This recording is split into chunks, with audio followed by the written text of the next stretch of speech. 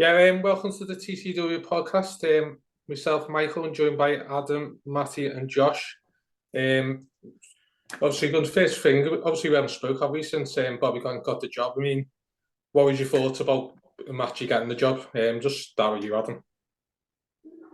Well, like most fans, I was made up. Bobby has adhered himself to Marine fans really well. He's a hero in the sense of what he achieved on the pitch. He's really well liked by the players and his colleagues. People at the club love him. Fans love him. He was someone who we hoped would come in and succeed. The football, as it started, exciting football. We'll touch on the results as we go along. He's still someone who I want to succeed and to be here for a long time.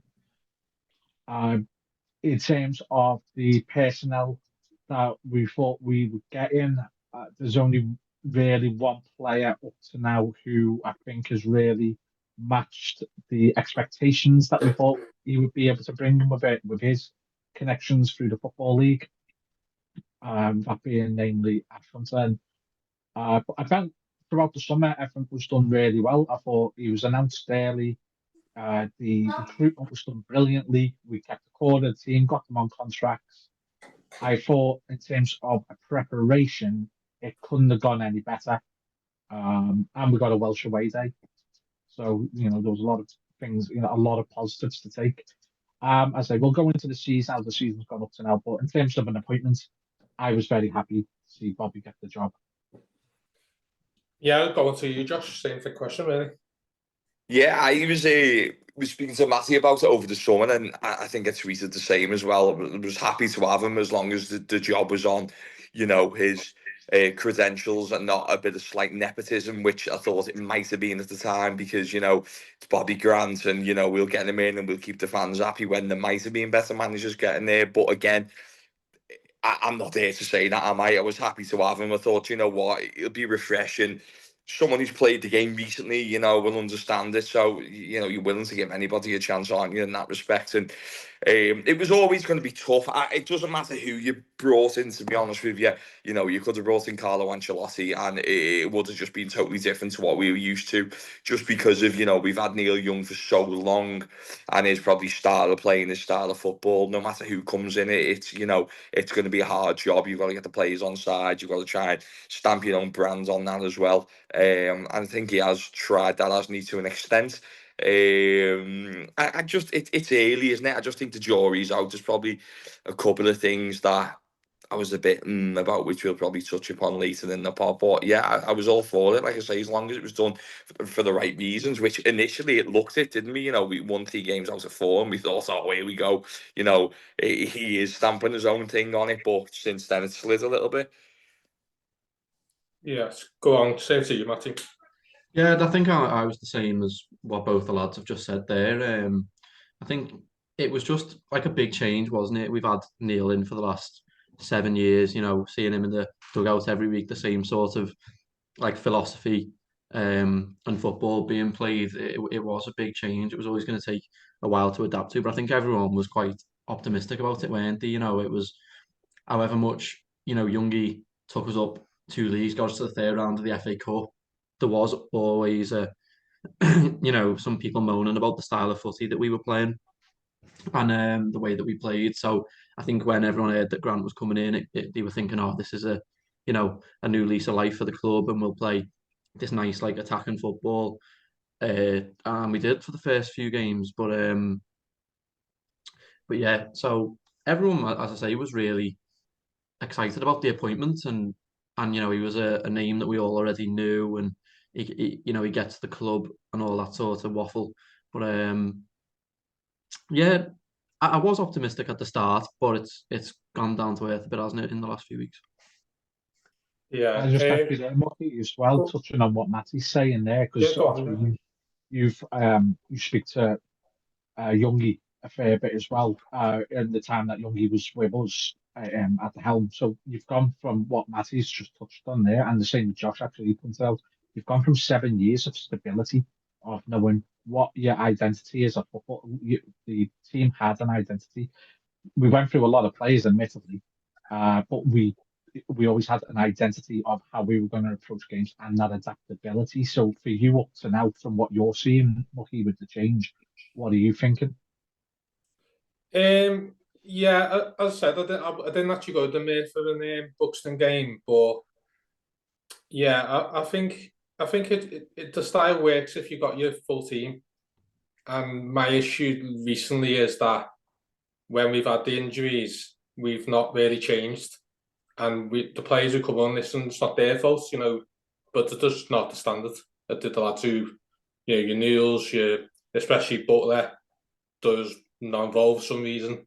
And then you see the right back's just not the standard of James Brown. So you're playing that same style, and I just think it's not working the last few games because it's just not the same. Do you know what I mean? So lads are being asked to do, but they basically can't. And I was disappointed the way we played the Radcliffe, to be honest. So we'll touch that in a minute. But yeah, we seem to just play one way.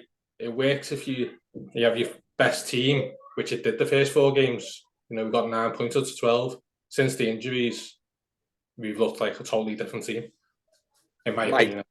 Yeah, Mike, touch on what you've just said, then it reminds you a bit of, Spurs last year when they had Postecoglou.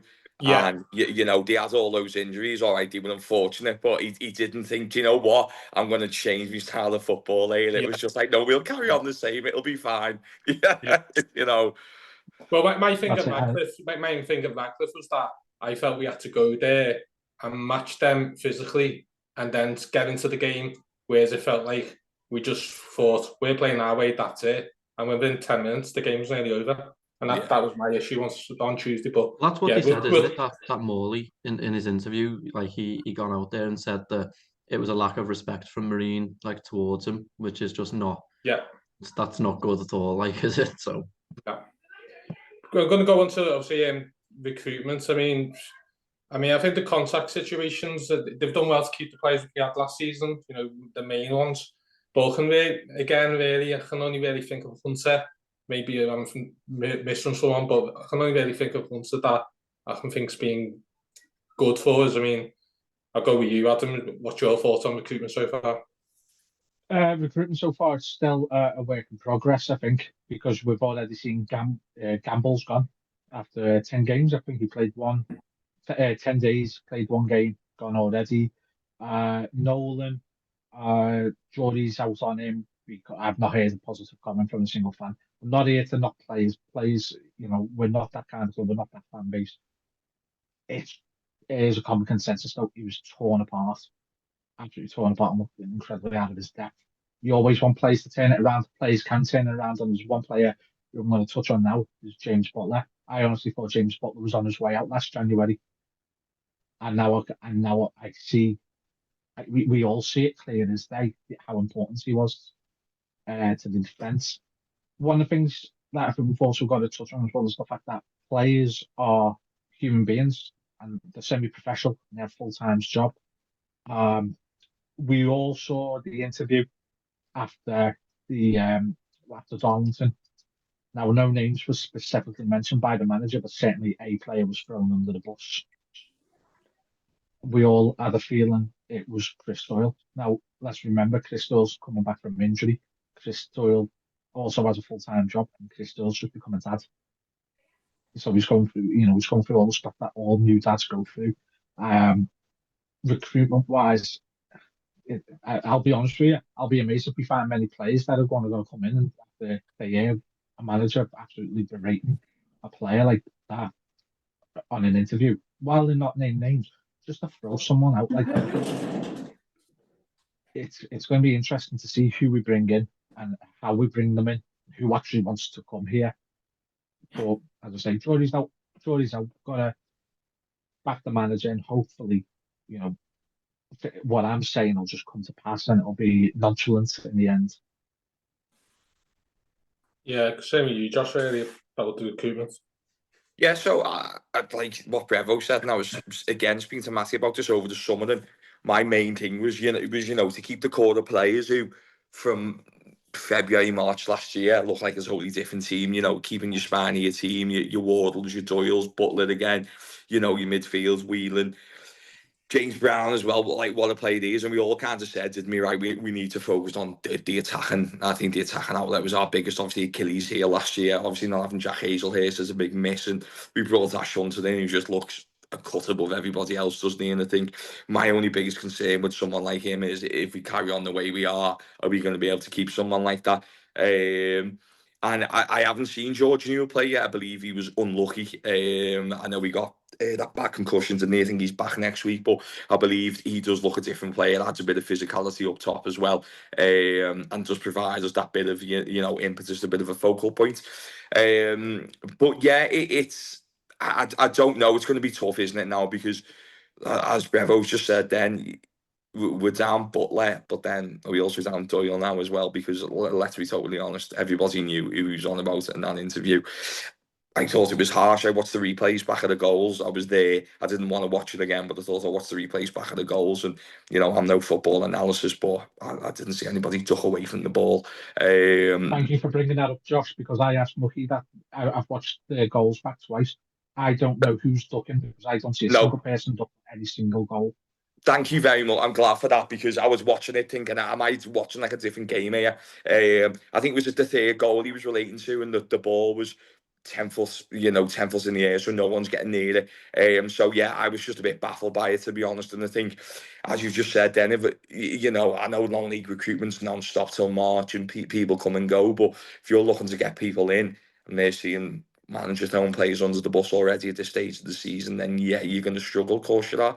So yeah, again, it's early. I think everyone will be in the same boat. Jury is still out at this point because it's only September. But we don't want to try and make things as difficult as we possibly can for ourselves with management style and comments and stuff. It might put people at ease and not want to come to us. So yeah, I'd like to think we'll be sat here in November talking about it again, and we've got people back from injury and we've bounced through it. That would be ideal, and to go, yeah, do you know what?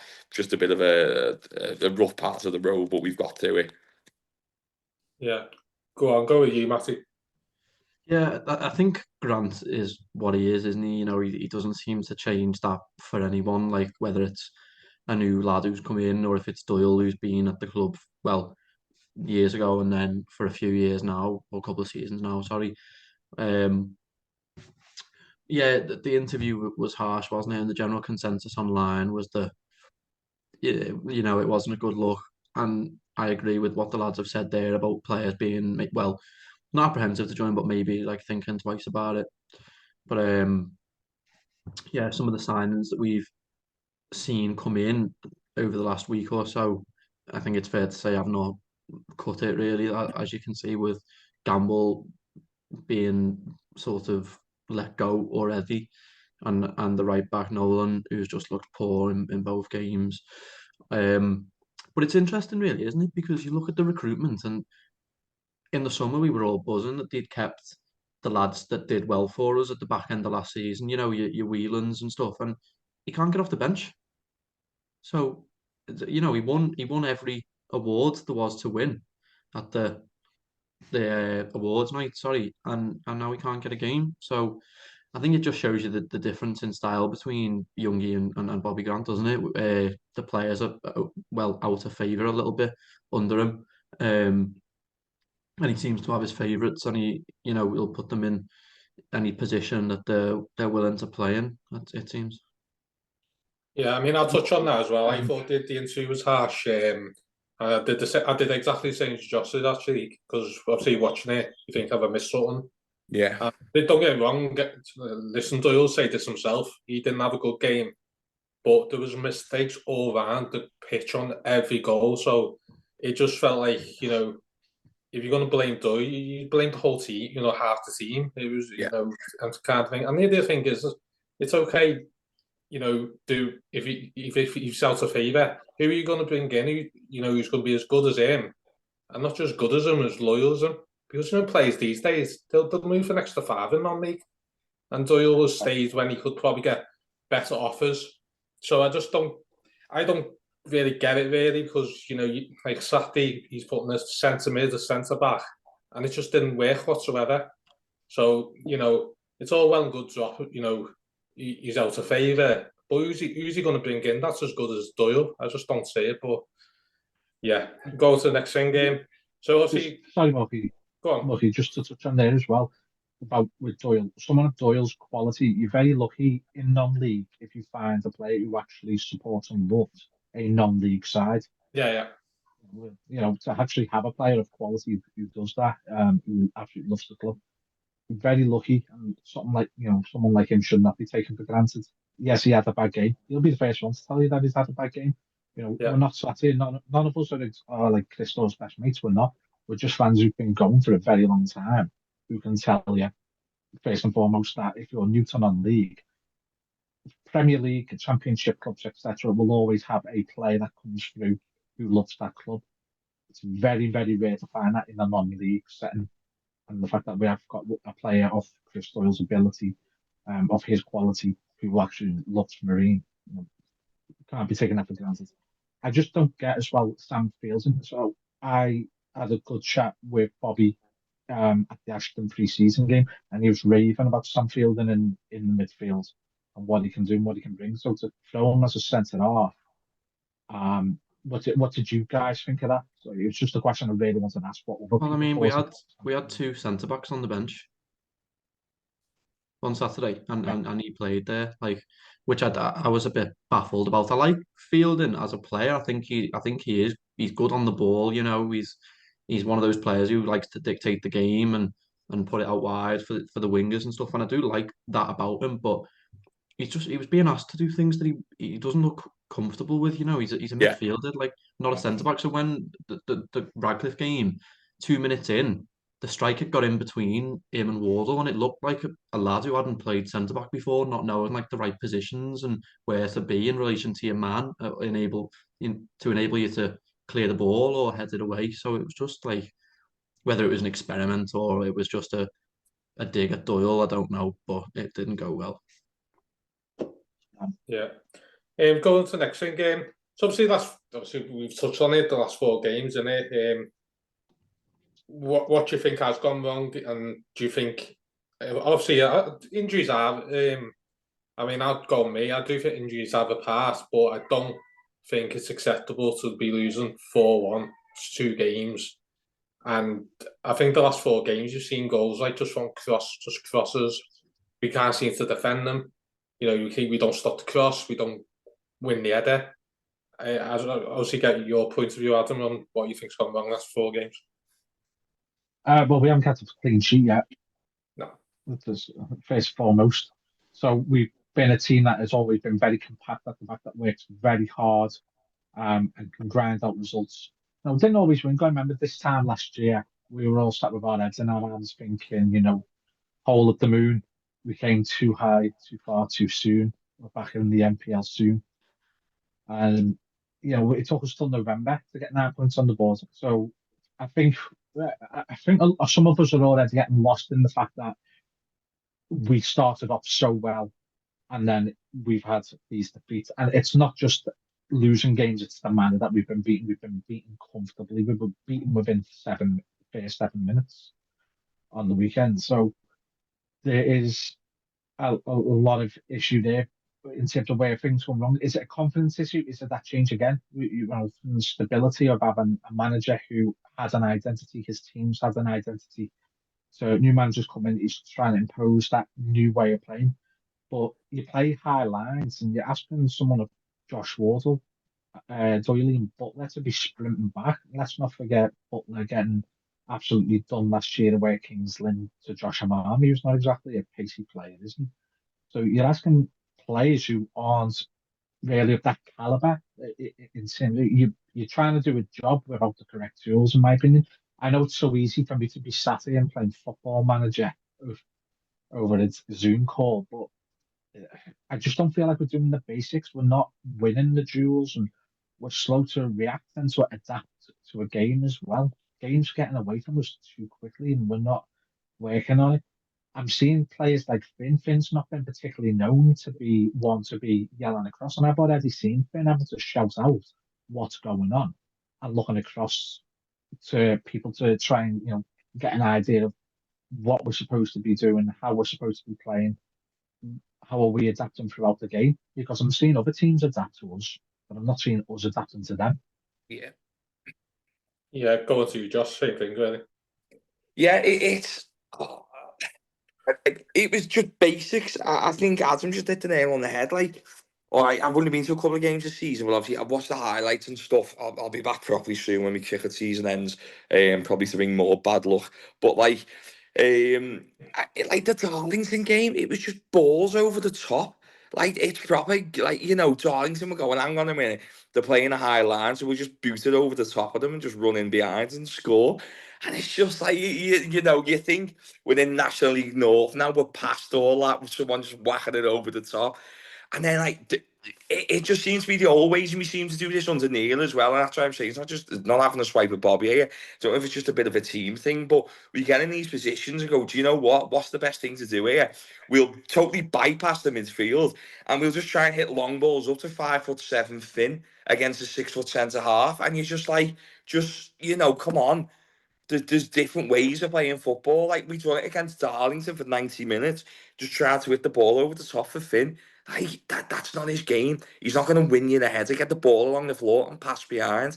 Like when we got the goal back against Darlington, we strung 5 or 6 passes together, got in behind, got the ball in the box, scored, and you thought, yeah, it's clicked here. And then just as soon as we got a goal back, they scored, and it was just kind of game over.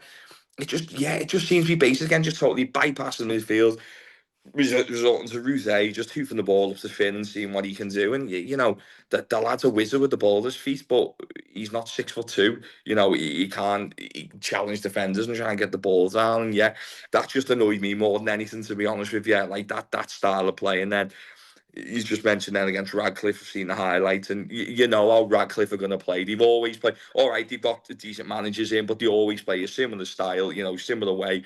They're a set of lads who are very compact, know what to do, and then we just go and think, you know what, we'll just try and outplay, like you say, not to try to outplay them as such, and not try to play them at the game, and it just backfires spectacularly. I think Matty mentioned their manager more. I think he mentioned something similar. Then he said that South Shields, Marina tried to play a South Shields type of game, but it's night and day compared to what South Shields do to what we're doing at the moment. But yeah, going to you, same thing, Matty. Really, Yeah, which thing's gone wrong the last 4 games or so? I don't know, but I do know that there's number 9s across the National North rubbing their hands together that Josh will be back in the next week or so. But just an interesting stat, or if that's what you want to call it, that I saw.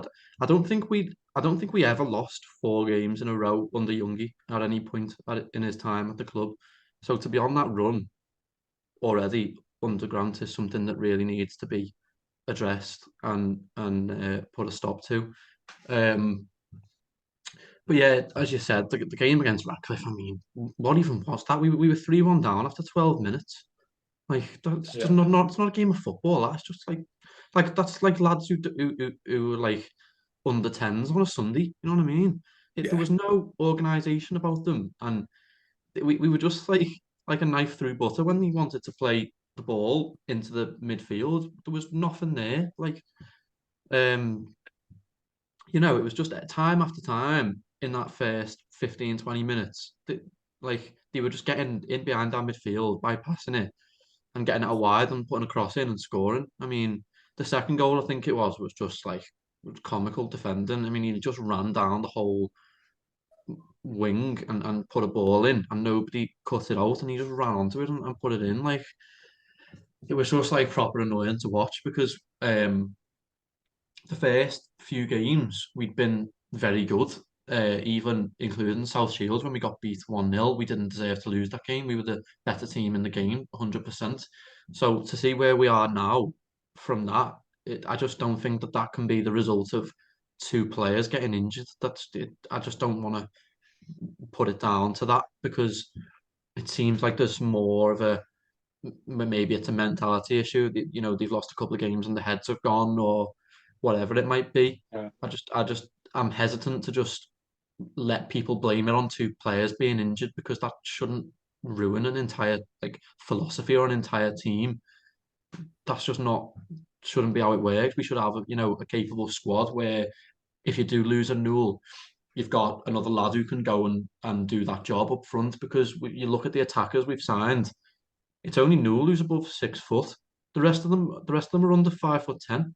So to play this long ball style of football, it's not going to work No. with them lads up there. And as good players they are, Hunter needs to be behind the striker, not the focal. He's not a focal point, is he? He's 5'8". No. This is what I'm saying. And on Saturday we did look a bit better when Adam Thomas went up there, because as much as you know he wasn't winning every header, he was making their defenders at least challenge for it, and not just have a free header for them to direct it wherever they want. So that's got to be something that we address in the coming weeks. It has to be, because as I say, if one or two players get injured, then you go and lose 3 or 4 games in a row. You can't accept that, can you? Can I just ask you there as well, Matthew? Between yourself and Josh, you've both just touched on there about the midfield. So going forward, we're bypassing the midfield with long balls up to Hunter and Finn, who are not adapted. They haven't got the physical build to be bringing the balls down when the long balls get to them. So we're on the attack, we're bypassing the midfield.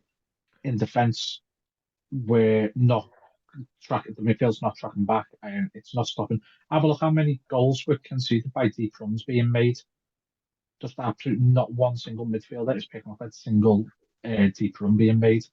So if you're conceding goals and then you're not scoring and your midfield's playing no part in either one of those two scenarios, where's the problem there? Is that a confidence issue? Is it personnel, or is it that the manager? I think it's a stroke of personnel and probably management, isn't it? Like you say, we've got Whelan on the bench who, sweat everyone aside last year, and like players play the in and all that type of stuff. And I think it is a bit, I think it's kind of personnel and management, isn't it? Because obviously he's wanting to play his own style of football and stamp that down, but then leaving arguably our best player last year, who, dominated games towards the end of the season on the bench. It's a bit like, hang on, what's going on here? And like you've just said, then the amount of goals we conceded from, not tracking back, not doing anything. Surely the penny might drop sooner or later. Do you reckon, Mark?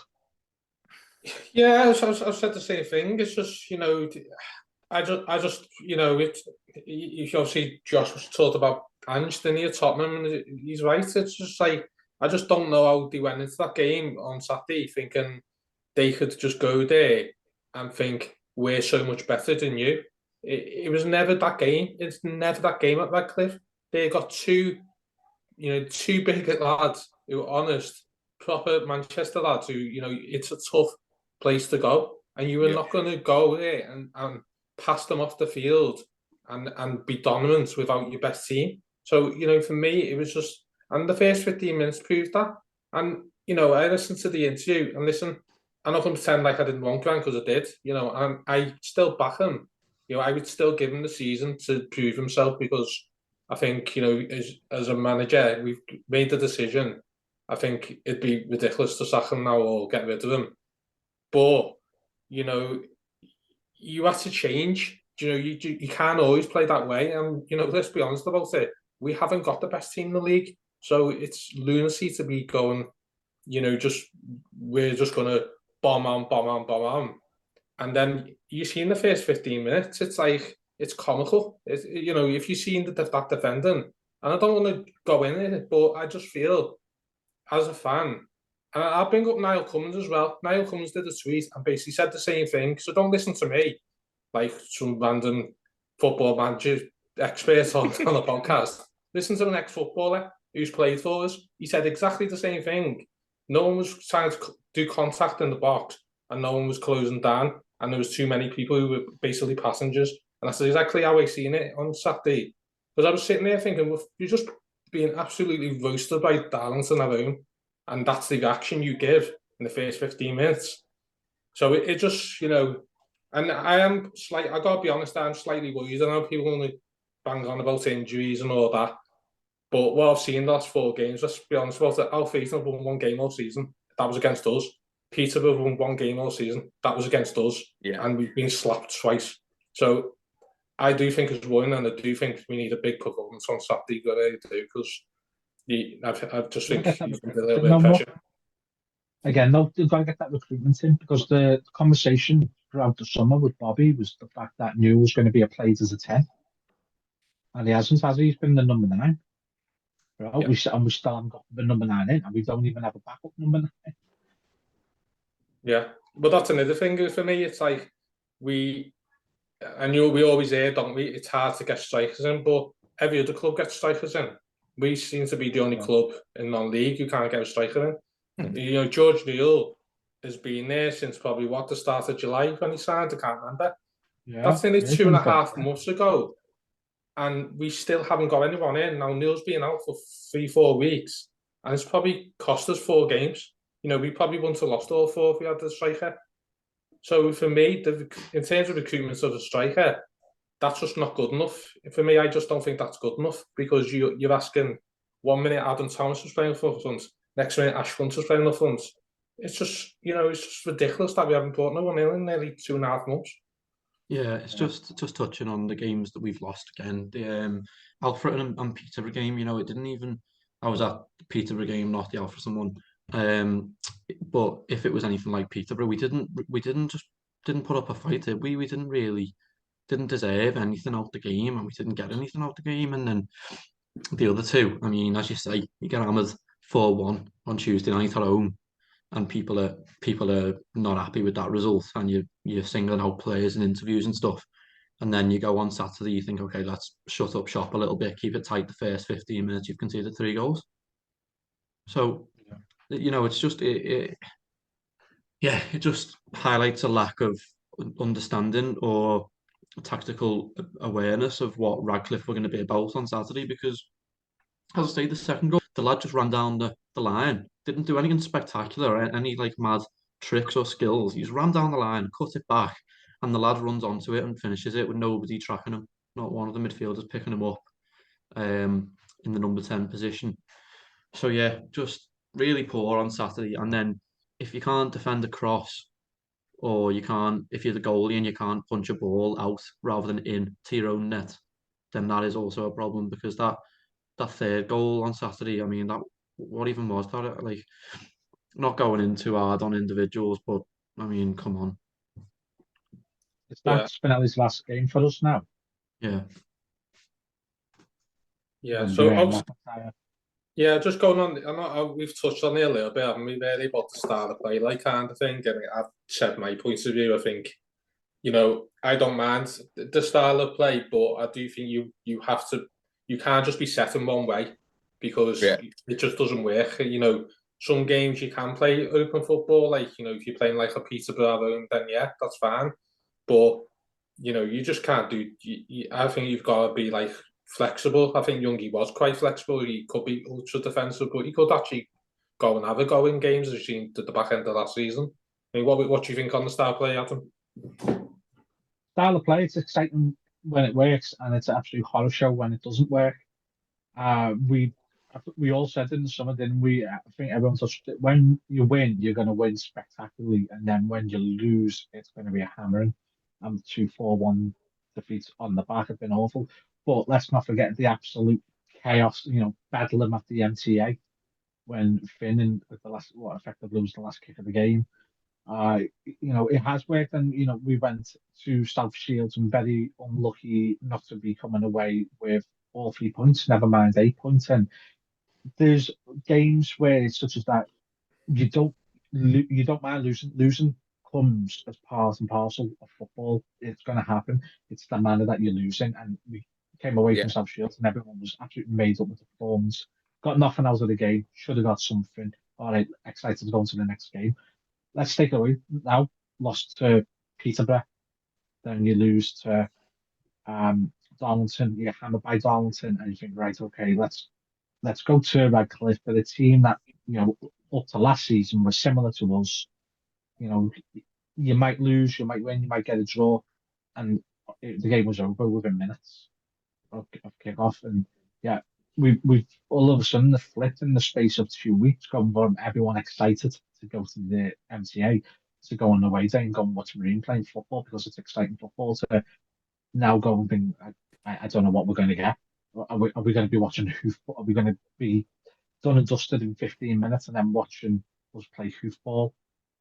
There's the things, we've got an identity that disappears within minutes as soon as the gun gets tough.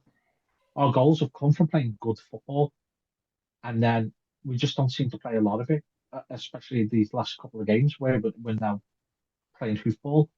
and we don't have the personnel to do that. Yeah, go on to you, Josh. Yeah, I agree. Again, over the hoofball comments, the style of football, and it's supposed to take the rough with the smooth. Let's be honest, no one probably expected the first 4 games to go out and do, and then to go, on another day, probably would have walked away from South Shields with at least a point. I think the issue it's the fact that our losses have come all at once, and then the manner of the last couple of losses as well, where if we've won a couple, maybe as a draw, then as a defeat, and you followed that path, we probably wouldn't be asking some of the questions we are now. But I think you're absolutely right in what Adam's just been saying. We can't, of course, we can get beat. It's non-league, we're used to that, but I think it's the style and the manner and how you get beaten. Like you say, Bobby wants to come and play his own style of football and go toe to toe with teams, and I'm absolutely all for that. Like we all are. You've seen the first few games how it can work, but at times maybe just admit our limitations a little bit against certain teams, especially. We've only had 2 injuries, but all right, to key players. But let's just accept our limitations, and it's still a bedding period, isn't it? Let's be honest. Players are probably getting used to things. The manager's getting used to things as well, and it probably will take before October, November before we probably see a bit more of a consistent style of football. And I think all we're asking for is, if we're going to get beat, at least stop making the same mistakes when getting beat. If you get beat against a good team, you only get a goal past you. No one's got an issue with that. But the fact that we've been 1-0 down twice in 2 games within 2 minutes, Yeah, go on. So, basically what you thought on is Bobby Gant's first month in charge. I'll say a few things, because it does feel like we're giving them a bit of a hammer in there, but I think it's justified, to be honest, because it has been so poor recently, and I think if you had a conversation with Bobby as well, I think he'd say the same, because he's pretty honest, isn't he, and stuff like that. But I think it's a mixed bag. The last few games have been awful, really, but I thought the South Shields, they were outstanding. And I think even the Radcliffe man just said he'd watched tapes on us and thought we were outstanding there. You beat Buxton, who were a really good team, aren't they? And Murphy are beating everyone, and we've gone on win there 3-1. So there is positives in it, and Yeah, but there are positives to take. obviously, as I think Josh touched on it before, because it's all come at once, it feels like it's on top, isn't it? And it's more intense kind of thing. But as I said, I love Bobby as a player. I love his passion and all that, and everyone wants him to do well because he's a scouser as well, and he feels like he's one of us, isn't it? As well, that's another thing, isn't it? But yeah, I do think it's been mixed. So it's like, what do you think, Adam? it has been mixed, right? But there has been a lot of positives. People were genuinely excited to go and watch football at the MCA. People were genuinely excited to go on away days. We were watching really good football. We were watching exciting football. I mean, the winning goal against Buxton was just absolute chaos, wasn't it? It was limbs everywhere. We all got drenched. It was brilliant. There is a lot of positives, and I think that sort of exacerbated the defeats, hasn't it? You're going from absolute highs of winning games and how you've won games and the enjoyment you've had watching that style of football, and then all of a sudden you're now back to earth with an almighty crash, and it's been ruthless and relentless with 4 games on the spin where you're defeated, and you've now got this break as well. I'm also aware of in here, and now we've got this break until we play on Saturday, and then in terms of a break from the league. So you're sort of not in a position to put it right. And then you're going into a potential banana skin on the weekend thinking you win, you gain nothing. If you lose a hell of a lot of credibility. I'm not Bobby out by any means. Bobby, as you said there, he's one of us and he loves the club. And we all want him to succeed.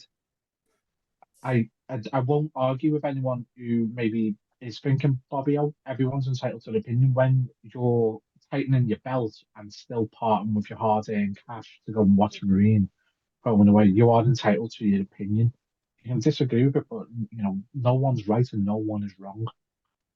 So anyone who maybe is thinking maybe Bobby's out and they're thinking this early, you're perfectly entitled. I'm not here to tell you, what's what. For me, there's still a lot of football to be played. There's a lot of things recruitment wise, to be fair, there's got to be the judgement's got to be out there on Youngie as well. But Youngie's director of football, so where's the recruitment? Why have we still haven't got the number 9s in that we've been expecting to get in? So it's, to be fair, it's not all just on Bobby as well. We've got to look upstairs. Yeah, same with you, Josh. Yeah, do you know what, Trevor? That's a good point. I didn't even think about that. You know, you were saying before, oh, Neil's not there anymore, but he is. He's director of football, and like you say, you know, a lot of these things you go through him as well. So it's a very good point when it comes to recruitment. Like I said before, I was never here nor there with Bobby. Like I said, as long as it was done for the right reasons, to a point of I was happy with that. Again, I was, like I say, in the middle of it. It's too early, isn't it, to be going, oh, call them out. You know, look at the start. If you think about it, if you split the first couple of months up, you've had a brilliant first month, a crap second month. So then, all right, let's just see what the next couple of months bring first, before, you know, we start casting aspersions and thinking of other things. I do think it'll bounce back. I think this break's probably been the Wales a good. No Tuesday match this week. Got a game on Saturday, yeah, potential banana skin, but it's also, you know, a chance for the lads to bounce back, get a bit of confidence, and, you know, come away with a little 3-4-0 victory there, and go, do you know what, yeah, we're back in form, we can do this, have another good week's training, and then back into the league. So, yeah, it's just got to be given time, hasn't it? Like I say, it has now 2 of his main players have been injured, but as Matty said before, it's only 2 players. We should be able to cope with that, which is absolutely correct. So I just think, yeah, give it another 6-7 weeks till the end of November, till the start of November, and then look at things, and then you can make a decision. But we could be sat here at that time going, bloody hell, what a turnaround that's been. We've been fantastic. We've looked the team we were at the start of the season. So yeah, got my fingers crossed. It will turn around. It'll bounce back. It will just. I just think we're just so low on confidence at the moment. And again, it's not the easiest game on Saturday, but it's also a good game. Stanley Authority can take something away from it. Yeah, go with you, Matthew. Yeah, you know, we've highlighted all the negative aspects of the last couple of weeks, but the first 4 or 5 games were really positive, weren't they? You know, we looked like a much better side, and we were beating the likes of Buxton, who were hotly tipped to being in and around the playoffs, and South Shields, we gave them a very good run for their money on the opening day. So we must remember that, you know, the foundations of the squad are there, and the style of play, it does work when you've got the full team. Nobody's under any illusions about that. Everyone is well aware of that. But the last few games have kind of just demonstrated an inability to adapt to what you've got, and like the resources that we had at our availability, you know. And as I say, I'm in the same boat as you, Adam. Not talking about Grant out or anything just yet. It's only the 9th of September. Like, there's plenty of time for that in the next few weeks and months, whatever it might be. But I think it could get messy if we lose on Saturday. If we draw, whatever, bring them back to ours on the Tuesday. I don't care. Do not lose that game, because that will get ugly, I'm telling you, because it's in what, tier 9 are the Newcastle Blue Star. Not to take anything away from them. They've done well to get to where they are in the competition, but we have to win that game. I mean, it's simple as that, really. And I don't really want to know what will happen if we do lose that, because it'll just be chaos online, and you know, yeah, it wouldn't be a good day in Marine, the world of Marine, if we lose on Saturday. Like, yeah. What do you obviously you highlighted obviously places we need to strengthen. I mean, where do you think we need to strengthen? Obviously, the obvious ones like going to be centre back and up front, isn't it? But yeah, what areas do you think do need to strengthen, Adam? First of all, I think we need somebody who can operate both on right back and left back. Brown's going to come back, and we know Brown's done very well.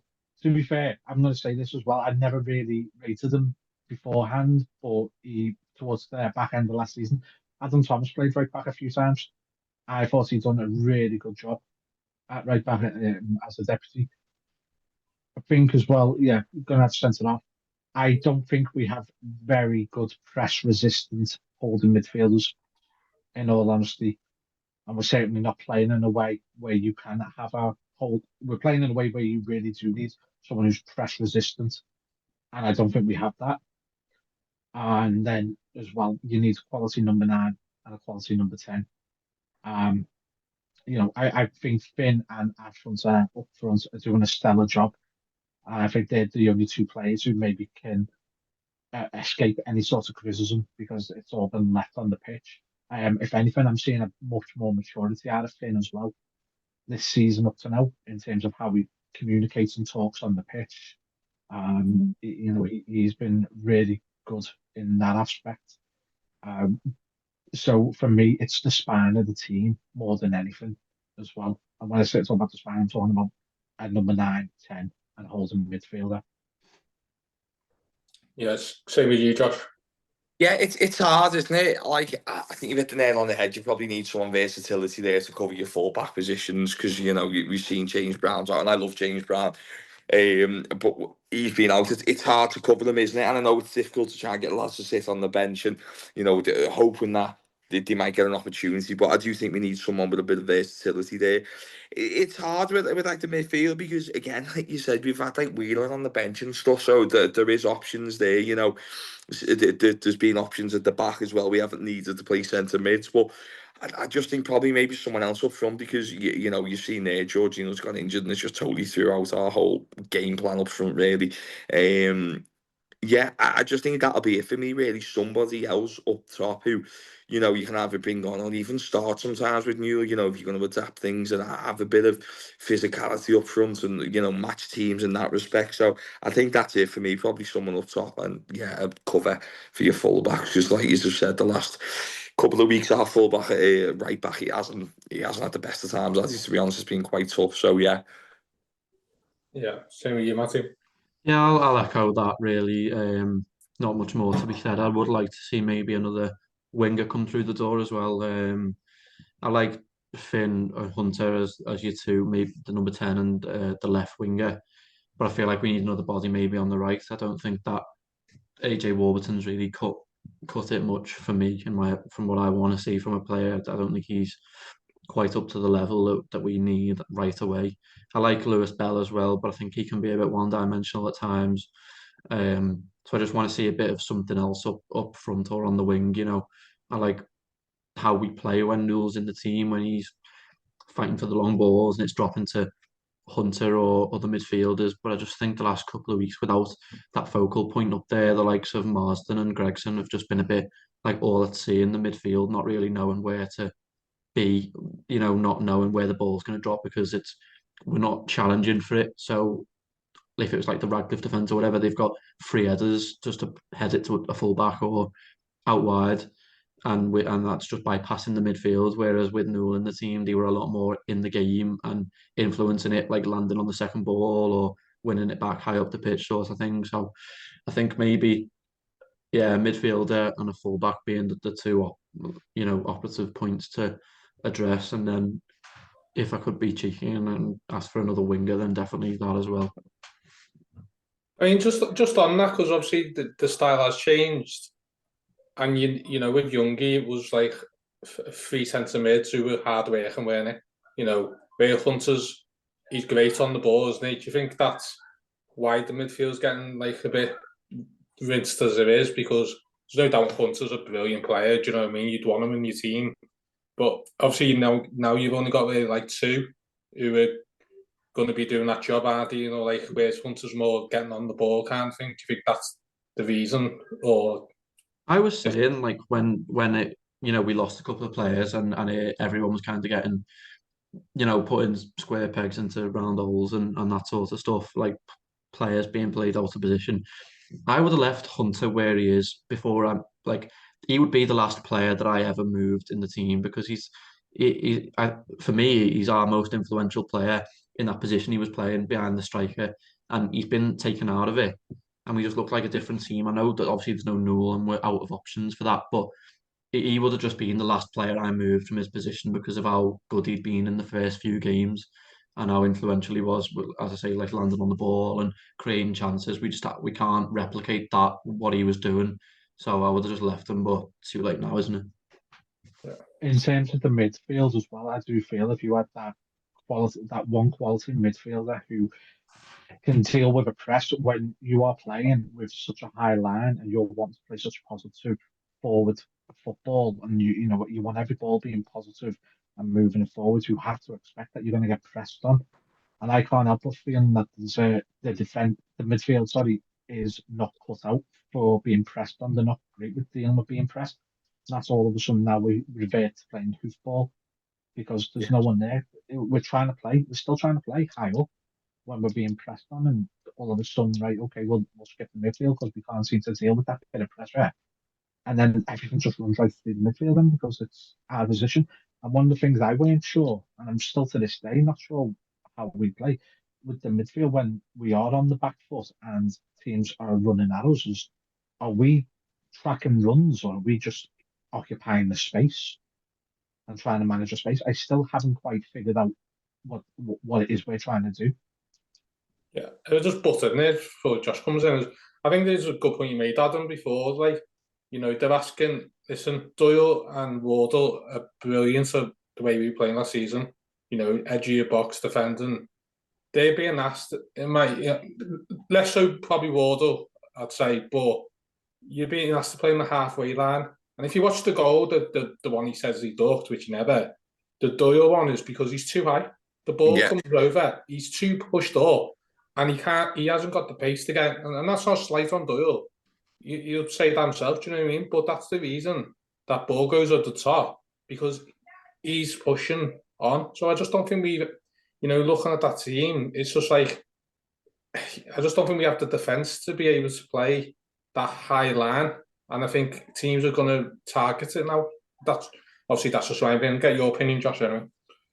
No, I think you're absolutely spot on. It's got to change, hasn't it? That highline, centre halves. The whole point is centre halves. They're probably blessed with everything but pace, aren't they? Centre halves, and they'll admit that themselves, and that's why you have full-backs, because they're the quick ones who get up and down and cover the spaces. And yeah, you're absolutely spot on. I just think when you're watching it and you're seeing your centre halves on the halfway line who admit not bless their pace and they're just whacking balls over the top and putting the balls in the back of the net. That's not necessarily the centre half's fault, is it? That's the way you've set the team up. That's the way you want them to play. So, like you say, other teams are just going to look at that and go, hang on a minute, if it's that easy, we're just going to put a couple of lads up front. The moment we get the ball, we're just going to whack the ball up and put them under pressure.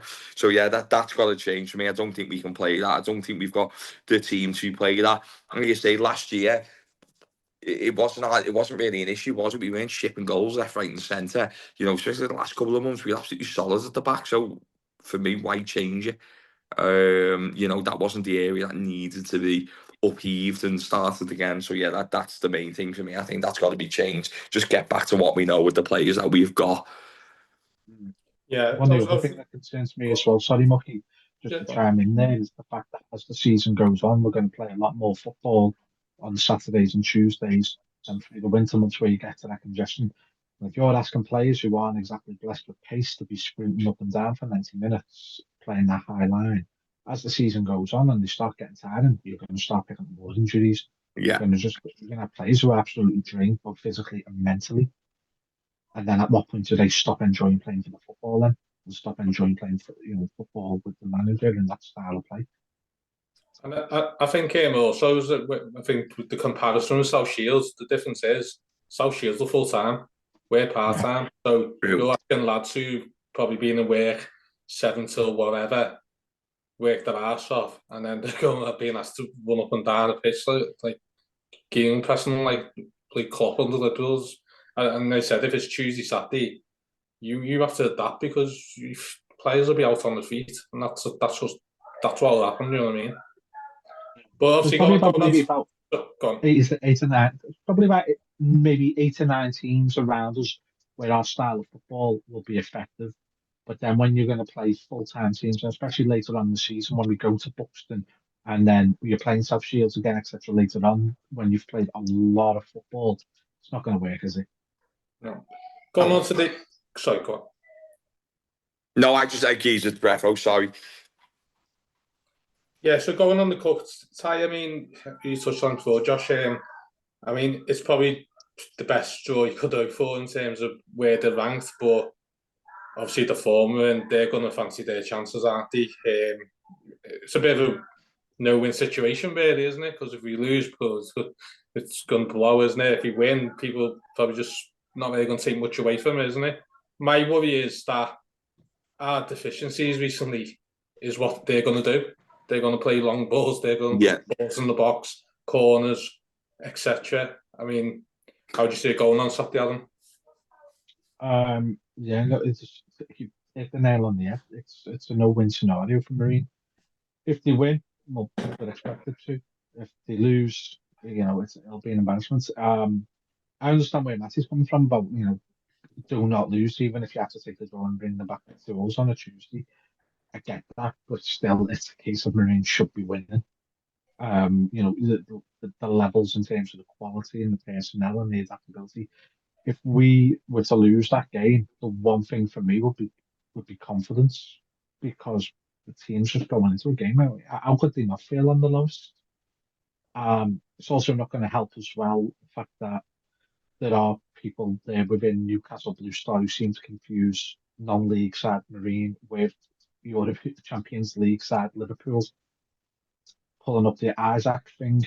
I mean, surely if Isaac can pay for us, then maybe Wissa can pay for us as well to run a coach, if we're at it. But I think it's going to hurt not having the fans there as well, because I think Marine as a fan base, we're quite defiant, aren't we, in the face of when results are going against us. We still turn up. There's that really big core support that'll keep going no matter what, win, rain or shine. And if we could have got a coach, and I understand why we couldn't because of the cost, which was going to be ridiculous, we would have sold that coach. We might have even took two coaches. I don't know. Maybe Anthony Gordon could pay for one of them. I don't know. But yeah, it's for Marine. It's a case. You've just got to win that game. Just got to win it. Try and get a bit of good feeling back in. Players. I don't think the players will be coming back buzzing that they've got a win, but just to sort of alleviate the pressure, because anything but a win is going to be a massive disappointment.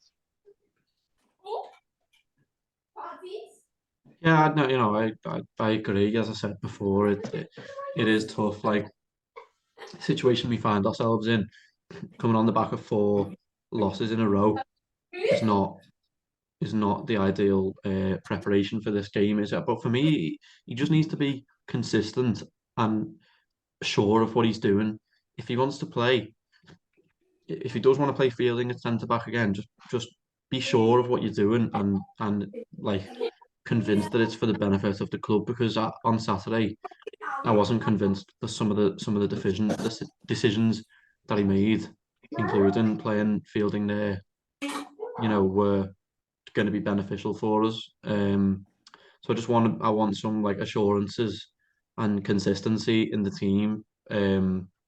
I know we've been strong-armed into playing certain players there, but just be confident and be assured of what we're doing, and surely can't go far wrong from there. Yeah, I agree. Just got to bounce back, haven't we? I think it's important. And you mentioned there about Newcastle Blue Star. We've been in their position how many times where bigger teams have come, and how many times have Marine been up for those games and give those opposition teams a game or even won? Do you know what I mean? We've been in that position a ton of times. So, none of us are underestimating Newcastle Blue Star or how they'll play. And like you said, you've probably seen a couple of videos in the last couple of weeks and thought, you know what, let's just try and have a go with them early doors and see what we can do. But I'd like to think with a better team, we've got too much quality in respect of we'll be able to see that coming and be able to be able to deal with that. And hopefully we get set up in the right way, bide our time, maybe any early pressure, and then the likes get fit on the ball and show our class and show our quality. Fingers crossed. Yeah. And next thing, what do you reckon the realistic goals this season for me? I mean, for me, I think it's probably just mid-table and a cup run, which would be nice. Is that what you go for, Adam? Yeah, I think the league table's pretty much split, isn't it, into like 3 parts. You have the professional sides always at the top. You're always going to have Chester, Curzon. You would expect Shields to be up there this season. Biles. There's not going to be any surprises as who finishes in the top 7 or 8. And then beyond that, you'll have the very good mid-table sides, and then those at the bottom in their own mini league trying not to get relegated.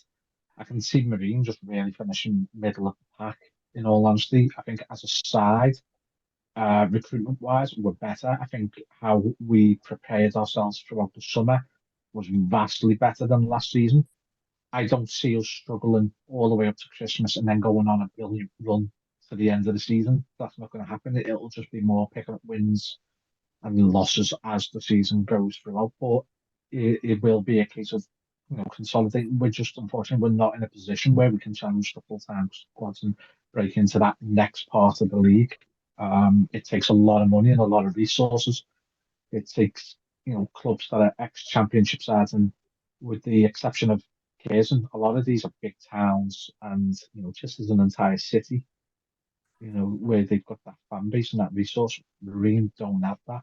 I think another thing as well is the fact that Marine are going to see an effect on the attendances as well. With while I'm talking about the sort of thing with the new Everton's new stadium, you've got to remember now that there's that's part of 15,000 extra seats now for Everton supporters, and you'll probably see some of that happening, impacting on Marine games. I've got no problem with that. It's like a hell of a stadium. I'm sure you can tell behind me where my Premier League allegiance stays, but it's a hell of a stadium. You have excited Evertonians who, maybe not been able to get that chance to go and watch Everton before now. You'll get that opportunity, and those who want to follow Everton being able to go and watch them in a fantastic new stadium. So you will see that affecting Marine's attendances, and of course, Marine are a club where money, through the gate impacts on our ability to operate. Yeah. Go on to you, Josh.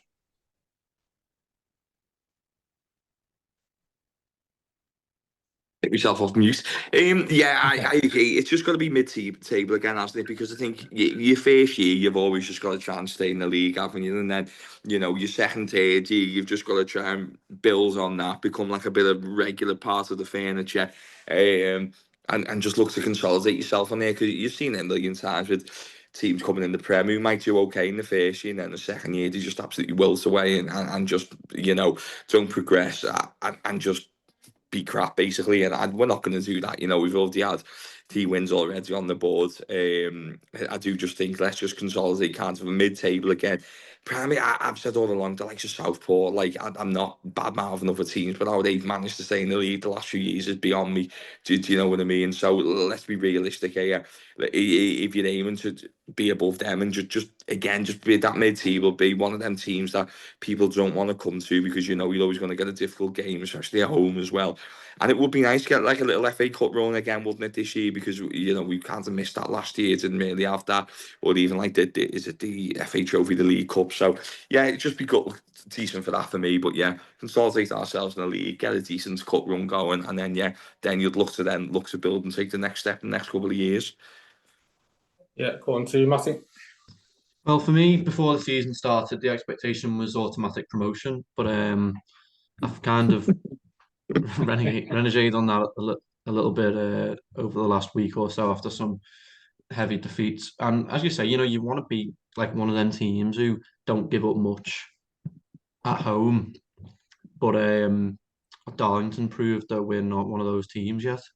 And it was just really far too easy for them to come and just walk all over us, really, which is what they did. And, you just don't want to slip into like another season that we had last year where we were bottom of the league at the end of January and really staring down the barrel. I know that's obviously not what it transpired into, and we had a very good end of the season, but you can't rely on that, can you? Going on that mad run that we had again.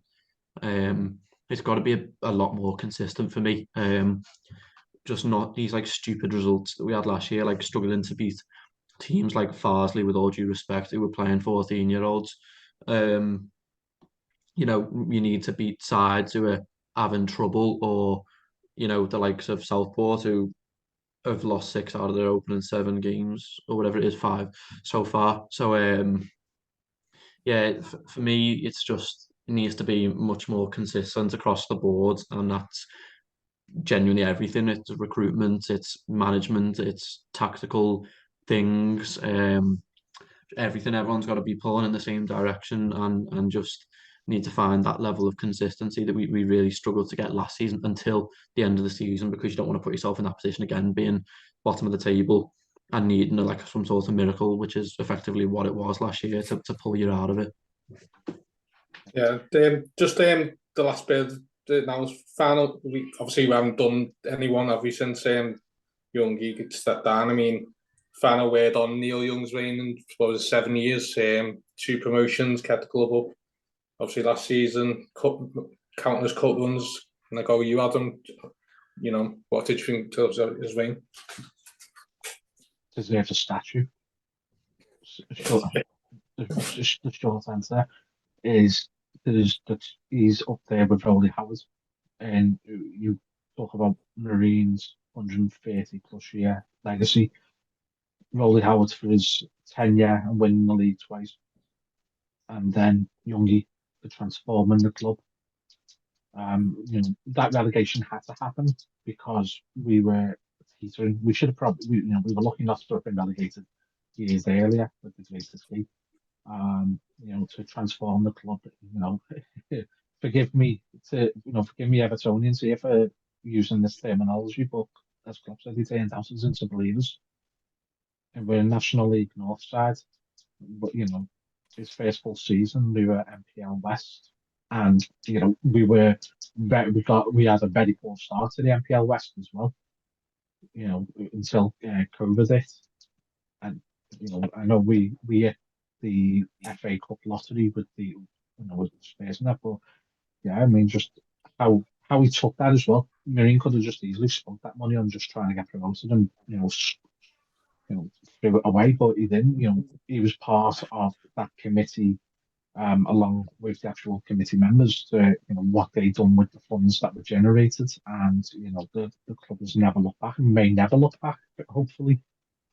It'll be a long time because there's a question I want to ask all you after this, but yeah, short answer is give him a statue. Yeah, go on you, Josh. Yeah, I can't really add much more to that, to be honest. It was just seismic, wasn't it, what he's done, and the results speak for themselves and where we are now compared to, you only have to go back, about 7 years ago, something like that. And I remember the feeling of when we got relegated and we had the likes of Tommy Lawson in charge and stuff, and there was just a sense of like no hope going around the club, and he absolutely changed that, come in and done it his own way, ripped the playbook apart, and yeah, just not much else to be said. He's an absolute legend of the club, isn't he, especially for those modern day fans. Over you, Matthew. Yeah, Adam discussing the statue maybe outside the new ground. I'm quite looking forward to the first game, the grand unveiling of the Neil Young stand in the new ground. I think that's an absolute cert. If David Walton can get a stand at Newcastle, I think Neil Young deserves one at the new ground.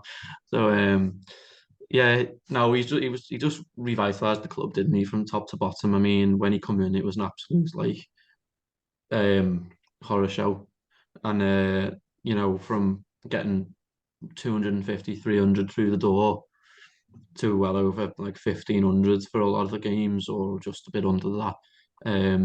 He deserves enormous credit for just turning around the football club's fortunes, and that's not just him. It's your Learys and Dave McMillans. You've all worked tirelessly to get the club to where it is today, across the board, and it's looking bright for the future, isn't it? We've obviously got the new stadium around the corner, and you just couldn't have imagined anything like that before Neil took over that first half of the season under Lawson. We were just canned for the way, and we literally absolutely terrible, and nobody really wanted to go to the club. There wasn't a great atmosphere around the stadium on a Saturday. Everyone was a bit hesitant to talk to you, but now you can go there on a Saturday and you can speak to loads of people. Everyone's dead happy because they've got a good club to go and watch on a Saturday, and everyone's dead upbeat about it. And that stems from the work Neil's put in and the rest of the committee. Yeah, I'll just touch on myself. I just think you got to think of that team that went and won at Colchester, beat Havens and Waterlooville. I mean, that team had no right to get to the third round, you know what I mean? So that is all down to him. I think the best thing about Neil is that all great managers do this, don't they? They can build 3 or 4 teams and still be just as good, and you've got to be a really good manager to do that, because a lot of managers just have the mates, don't they, and bring just the same type of players. you can build 4 or 5 great teams and still be good. You're top man. I always remember we came last year, Kendall. So, I think the one we went to in Adam on the Tuesday night, and there was only about 10 of us, but the goalie went to, "Do you ever stop bloody running?" And I think that's just summed up like Youngie's teams really. But yeah, he'll go down as. I mean, I would never say better than Wally because that wasn't my era. Do you know what I mean? So I'd never disrespect that. But for me, he's up there with Wally 100%. But yeah, go on to what you wanted to ask, Adam. Yeah, so what I want to ask you is the current guys that we see Marine in and what we've always known as a members club. When you look at the teams in that upper echelon of the National League North and then going into the actual National League itself, as a club, have we gone as far as we can go in terms of our current setup as a members club and season ticket, etc.? And do we now, if we want to break into that next sort of echelon, do we need to start looking at maybe an investor coming in, potential, an owner outright, and the potential pitfalls that come with that? Yeah, that's true. I think I don't think we've got long left on this meeting, so we'll have to keep it brief. But yeah, that's increasingly prevalent in non-league football, isn't it? I think that's the way it's going. Yeah, I think that it's very difficult because there's so many teams who've got money now. I do think that's why maybe we are trying to play what Grant wants us to play, because if you can get a good team and they can play that attacking football, then it sometimes, you look at Cage and Ashton's, it's teams like that, and some of the teams who do well, they don't always need the biggest budget, don't they? But I do think it's going to be a case of consolidating in this league, and then if we can move into the new ground and maybe get some investment. But at this current, where we are, it's going to be very difficult to be challenging promotion or anything like that. That's the big thing for me, is the fact that we're talking before about consolidating, and when you want to consolidate position, it's not exactly inspiring, is it, to bring new fans in if you're just telling them that at the moment we're not going anywhere, we're just going to stay. But the fact is, that is our reality. But what is also our reality is that season tickets have stayed stable. We've sold nearly as much as we did last season for our first season in the National League North. The kits are flown out the window. No one can get one. Anyone who's rocked up and thought, "Well, I like the look of that," well, unfortunately, you're not getting one for a while yet. It's been an unbelievable response by the fan base. It's been absolutely brilliant to see. So again, it's building on that. You've got the new commercial directors now, who Southport Sloss has been our game. That's the people at Southport are very disappointed that he left them. Yeah, right. That's us, lads. Sorry, you're gonna have to wrap it up. Yeah, that's great. All right, lads. Well, thanks very much. No worries, boys. Yeah, cheers all. Thank you. See you soon.